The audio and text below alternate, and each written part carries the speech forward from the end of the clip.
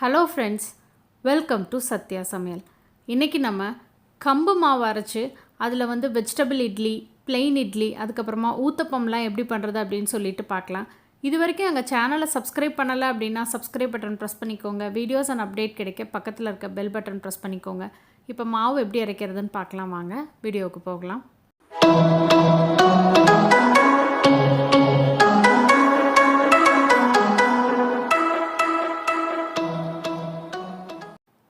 கடையில் பார்த்திங்கன்னா 2 விதமான கம்பு வச்சுருப்பாங்க. இப்போ முதல்ல காமிக்கக்கூடிய இந்த கம்பு பார்த்திங்கனாவே தெரியும், நல்லா நீளமாக இருக்கும். இந்த கம்பில் நம்ம கம்பு சாதம் செஞ்சோம் அப்படின்னா டேஸ்ட் ரொம்பவே நல்லாயிருக்கும். ஆனால் இது நம்ம இட்லி தோசைக்கு மாவு அரைக்கும் போது அரைச்சோன்னா அந்தளவுக்கு மாவு ஆகாது. அதுக்கு இந்த மாதிரி உருண்டையாக இருக்கக்கூடிய இந்த கம்பில் போட்டோம் அப்படின்னா இட்லி தோசைக்கு எல்லாமே ரொம்ப வாசமாகவும் நல்லாவும் இருக்கும். நான் இன்றைக்கி இந்த உருண்டையான கம்பு எடுத்து தான் இட்லி மாவு அரைச்சிருக்கேன். 2 கப் அளவுக்கு கம்பு. எந்த கப்பில் அளந்தமோ அதே கப்பில் 2 கப் அளவுக்கு இட்லி அரிசி. இதை ரெண்டையுமே 4-5 வாட்டி கழுவிட்டு 6 மணி நேரத்துக்கு நம்ம ஊற வச்சு எடுத்துக்கலாம். இந்த அளவுக்கு 1 கப் அளவுக்கு உளுந்து மாவு நல்லா பொங்குன்னா 3/4 கப் அளவுக்கு எடுத்துக்கோங்க. 1/4 கப் அளவுக்கு வெந்தயம். இதையும் நல்லா கழுவிட்டு 1 மணி நேரத்துக்கு ஊற வச்சு எடுத்துக்கலாம். இப்போ அரிசி, கம்பு, உளுந்து எல்லாமே ஊறிடுச்சு. நம்ம முதல்ல உளுந்து அரைச்சிட்டு அதுக்கப்புறமா கம்பு அரைச்சிக்கலாம்.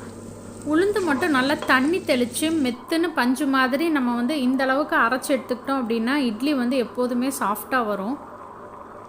எல்லா விதமான இட்லிக்கும் உளுந்தை தனியாக போட்டு இந்த மாதிரி ஆட்டி எடுத்துக்கலாம். நம்ம சில சமயம் உளுந்து, அரிசி எல்லாத்தையுமே ஒன்றா ஊற வச்சு கூட ஆட்டுவோம். அந்த மாதிரி ஆட்டினா தோசைக்கு வேணால் சில சமயம் செட் ஆகும். ஆனால் இட்லி உங்களுக்கு அந்தளவுக்கு சாஃப்டாக வராது. இப்போ கம்பு மாவும் ரெடி ஆகிடுச்சு. நம்ம ஏற்கனவே எடுத்து வச்ச உளுந்தில் கம்பரிசி மாவையும் கலந்துடலாம். நான் இதில் கல்லுப்பு போட்டு நல்லா கலக்கி வச்சுருக்கேன். இதை ஒரு 7 மணி நேரத்துக்கு நம்ம புளிக்க வச்சு எடுத்துக்கலாம். 7 மணி நேரத்துக்கு அப்புறம் பார்த்திங்க அப்படின்னா இந்தளவுக்கு மாவு பொங்கி வந்திருக்கு. நார்மலான இட்லி தோசை நீங்கள் புளிக்க வைக்கிறத விட இது சீக்கிரமாகவே புளிச்சு வந்துடும். லைட்டாக ஒரு வாட்டி கலந்து விட்டுட்டு நம்ம இட்லி ஊற்றிக்கலாம். இட்லி பண்ணுறதுக்கு நான் இன்றைக்கி கேரட், இஞ்சி, பச்சை மிளகாய் இதெல்லாம் பொடியாக கட் பண்ணியிருக்கேன். பச்சை மிளகாயில் விதை நீக்கிட்டேன். கொஞ்சமாக உப்பு சேர்த்து கலக்கிக்கலாம். இட்லி ஊற்றும் பொழுது நீங்கள் இதில் உப்பு சேர்த்தா போதும், இல்லைன்னா தண்ணி விட்டுரும். கேரட் பொடியாக கட் பண்ணியிருக்கிறதுனால செமி குக்டாக நல்லா க்ரன்ச்சியாக இருக்கும். பச்சை மிளகாய் வேண்டாம் அப்படின்னா நீங்கள் அவாய்ட் பண்ணிடுங்க. இதை நீங்கள் திருவி போட்டாலும் நல்லாயிருக்கும். நான் ஏற்கனவே ராகி இட்லியில் திருவி பண்ணதுனால இதில் உங்களுக்கு இந்த மாதிரி கட் பண்ணி மசாலா மாதிரி பண்ணியிருக்கேன். இதை 5லேருந்து 9 நிமிஷம் போல் நம்ம வேக வச்சு எடுத்துக்கலாம். வெங்காயம், கருவேப்பிலை, மல்லி இலை கட் பண்ணி மிச்சம் இருக்க கேரட்டில் கலந்து தனியாக எடுத்து வச்சுட்டேன். இப்போ பார்த்திங்கன்னா அதுக்குள்ளே இட்லி ரெடி ஆகிடுச்சு. இட்லி ரொம்பவே சாஃப்டாக இருக்குங்க. தட்டிலேருந்து ஒரு 5 நிமிஷம் கழித்து எடுத்தோம் அப்படின்னா இட்லி சூப்பராக வரும். பாருங்கள் எந்த அளவுக்கு சாஃப்டாக இருக்குது அப்படின்ட்டு. உங்களுக்கு ரஃப்பாக இருந்தது அப்படின்னா இந்த மாதிரி இட்லியை பிக்கருக்கு வராது நமக்கு. இந்த ரேஷியோவில் போட்டிங்க அப்படின்னா இட்லி இந்த அளவுக்கு ரொம்பவே சாஃப்டாக வரும்.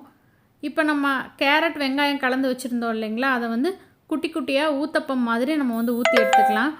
இது உங்களுக்கு நார்மல் ஊத்தப்பம் மாதிரியே இருக்கும். நம்ம கையில் லைட்டாக அந்த வெங்காயத்தை மாவில் அழுத்தி விட்டு அதுக்கப்புறமா எண்ணெய் ஊற்றிக்கலாம்.